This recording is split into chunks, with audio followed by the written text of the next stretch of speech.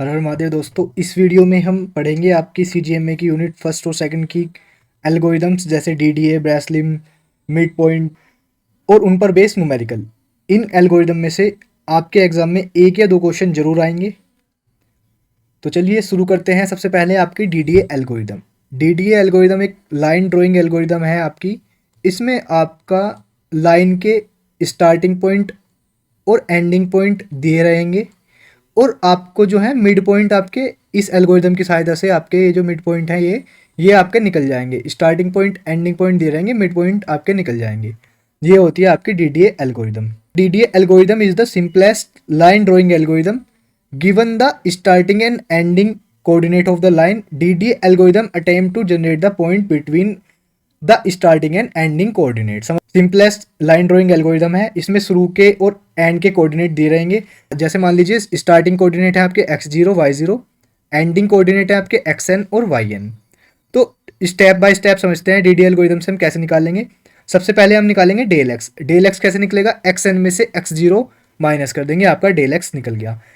ऐसे ही आपका del Y, Y N में से y0 को घटा देंगे, आपका डेल वाई निकल जाएगा। जो आपका एंडिंग कोऑर्डिनेट है वाई वाला, उसमें से स्टार्टिंग कोऑर्डिनेट वाई वाला माइनस कर देंगे तो आपका डेल वाई निकल गया। एम कैसे निकलेगा, del Y upon del X. ये तीन चीज़ें हम स्टेप फर्स्ट में निकाल लेंगे।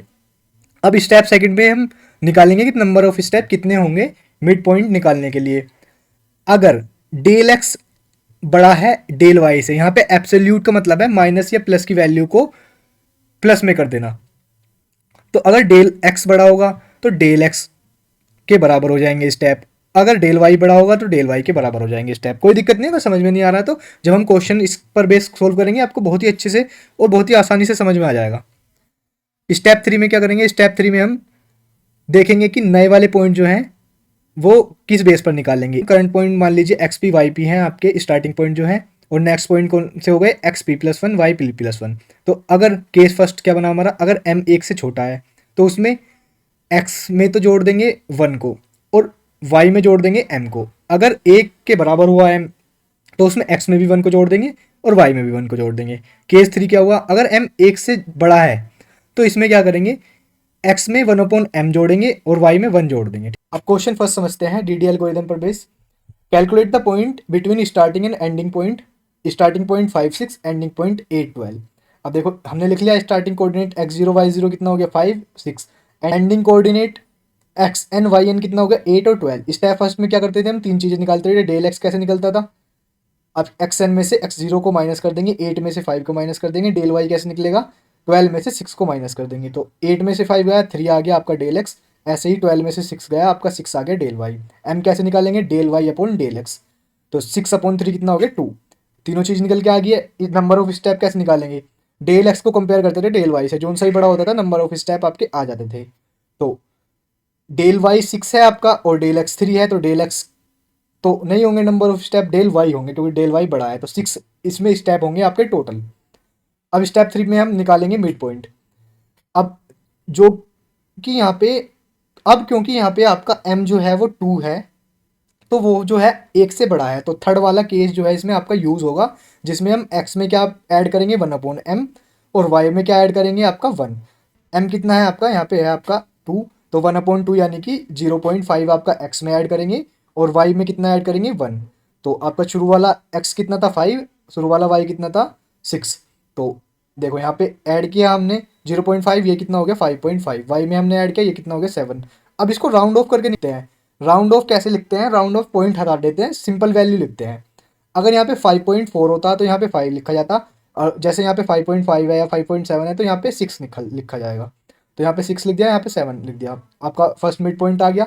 अब दूसरे में भी ऐसे करेंगे, यहाँ पे आपका 6 हो गया, यहाँ पे 5.5 था, अब 5.5 में यहाँ पे 0.5 ऐड कर देंगे, 6 हो गया। ये आपका 7 में 1 ऐड करेंगे क्योंकि वाई में 1 ऐड करते थे, तो ये हो गया 8। यहाँ पे लिख दिया आपने राउंड ऑफ करके। राउंड ऑफ करने की जरूरत ही नहीं पड़ी, यहाँ पे ऐसे डायरेक्ट लिख दिया क्योंकि पॉइंट में था ही नहीं। अब 6 में 0.5 फिर से ऐड करेंगे, अब आपका 6.5 हो गया। यहाँ पे ये 6.5 राउंड ऑफ करके लिख दिया हमने 7 9। तो ऐसे ही करते रहेंगे जब तक आपके लास्ट वाले पॉइंट 8 और 12 मिल नहीं जाते। तो 8 और 12 यहाँ पे आपको मिल गए।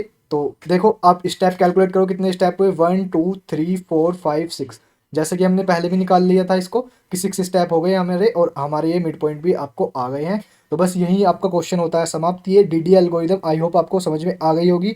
अगर नहीं समझ में आई है तो एक बार फिर वीडियो को फिर से शुरू से रिपीट कीजिए, आपको समझ में आ जाएगी। बड़ी ही ईजी एल्गोरिदम है, कुछ नहीं करना होता इसमें हमको, केवल ये 3 जो चीज़ें हैं ये याद करनी होती हैं कि m 1 से छोटा होगा तो क्या करेंगे, m 1 के बराबर होगा तो क्या करेंगे, m 1 से बड़ा होगा तो क्या करेंगे। और शुरू में आपको डेल x निकालना है, डेल y निकालना है, m निकालना है, बस यही है इसमें और कुछ नहीं है। अब नेक्स्ट एल्गोरिदम की तरफ बढ़ते हैं जो कि है आपकी ब्रेसनम लाइन ड्राइंग एल्गोरिदम। इसमें भी आपको मिड पॉइंट निकालने होते हैं, स्टार्टिंग और एंडिंग कोऑर्डिनेट दिए हुए होते हैं। इसमें बस थोड़े से स्टेप्स अलग होते हैं उससे। अब देखते हैं इसको कैसे निकालेंगे। स्टेप 1 में हमें क्या करना है, इसमें डेल x निकालना है, डेल y निकालना है, बिल्कुल DDA की तरह।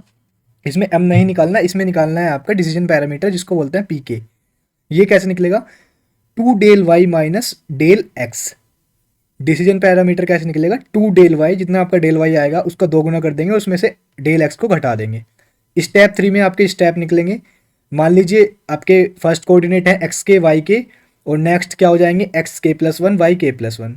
इसमें 2 केस बनेंगे। अगर पी के 0 से छोटा होगा तो पी के प्लस वन जो होगा ना, P K plus 2 del Y हो जाएगा।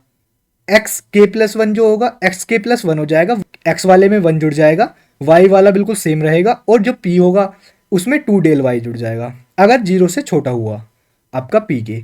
अगर पी के 0 या फिर उससे बड़ा हुआ तो P K plus 2 del Y minus 2 del X हो जाएगा, और एक्स में क्या होगा, एक्स में 1 जुड़ जाएगा, वाई में 1 जुड़ जाएगा। क्वेश्चन की सहायता से इसको समझ लेते हैं। स्टार्टिंग कोऑर्डिनेट आपके 9 और 18 दे रखे हैं, लास्ट वाले दे रखे हैं 14 और 22। अब देखो डेल एक्स हमने निकाल दिया, डेल एक्स कितना आ गया आपका 5, डेल वाई आ गया आपका 4। पी के आपका निकाल दिया है, 2 del Y minus del X होता है 2 इंटू 4 माइनस 5, ये आ गया 3।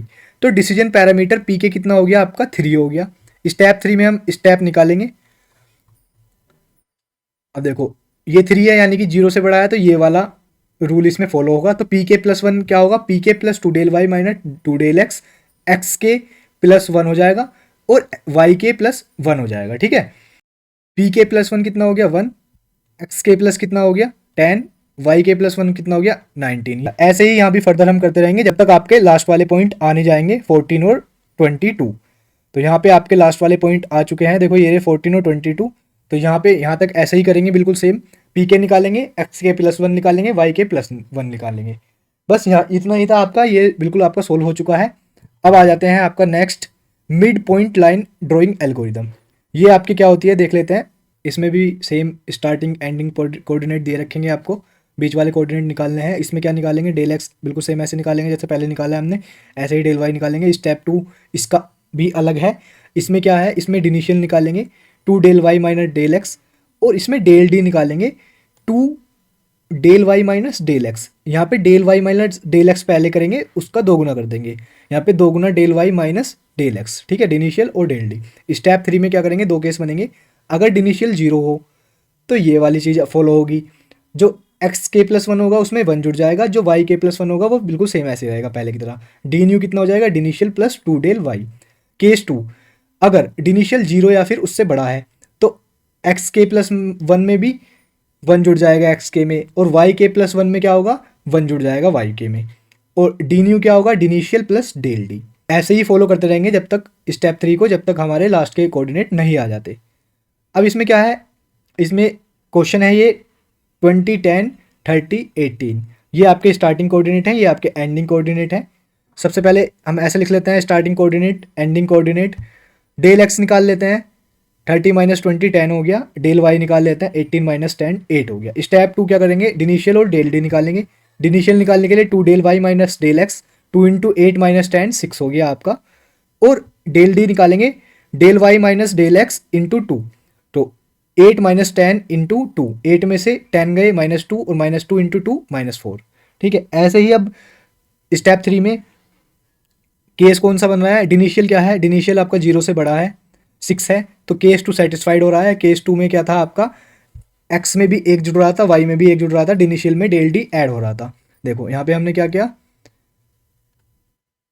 एक्स के कितना है आपका, एक्स के है आपका 20 स्टार्टिंग जो कोऑर्डिनेट है एक्स वाला, तो ये हो गया 21। ऐसे ही वाई के स्टार्टिंग कोऑर्डिनेट है आपका 10, इसमें भी 1 जुड़ गया, ये हो गया आपका 11। और डी न्यू कितना आ गया आपका, D initial plus del D 6 + -4 = 2। ऐसे ही ये स्टेप फॉलो होते रहेंगे जब तक आपके लास्ट कोऑर्डिनेट 30 और 18 नहीं आ जाते। बस इतना ही है इसमें, इसमें भी कुछ नहीं है। आप अच्छे से एल्गोरिदम पढ़ें, उसके स्टेप पढ़ें, उसके बाद क्वेश्चंस करें, प्रीवियस ईयर देखें, प्रीवियस ईयर में कौन कौन से क्वेश्चन आए हुए हैं, क्वेश्चन निकालें, इसके सोल्व करें। बहुत ही आसानी से आपके सोल्व हो जाएंगे। इन तीनों में से एक आपको एग्जाम में ज़रूर मिलेगा। अब मिलते हैं आपसे नेक्स्ट वीडियो में, तब तक के लिए tata, take care, bye bye.